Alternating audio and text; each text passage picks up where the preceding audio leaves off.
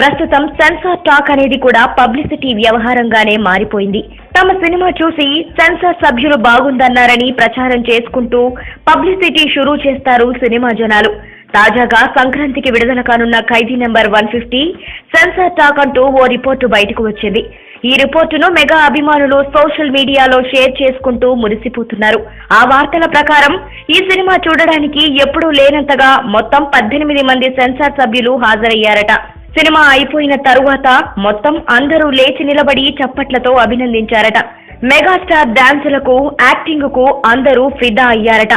సంక్రాంతి కానుకగా రిలీజ్ కానున్న ఈ సినిమా సెన్సార్ తాజాగా పూర్తయింది. యూబైఏ సర్టిఫికేట్ దక్కించుకుంది ఈ సినిమా. రన్ టైం 147 నిమిషాలు.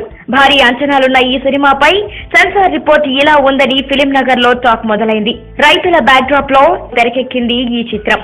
ఖైదీ నెంబర్ 150లో చిరంజీవి ద్విపాత్రాభినయంలో కనిపిస్తాడు.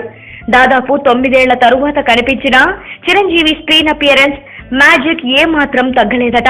నటన, డాన్సులు, కామెడీ టైమింగ్ లో చిరంజీవి అద్భుతంగా కనిపించాడని సెన్సార్ వర్గాలు చెప్పాయట. తమిళంలో ఘన విజయం సాధించిన కత్తి చిత్రానికి రీమేక్ అన్న విషయం తెలిసిందే.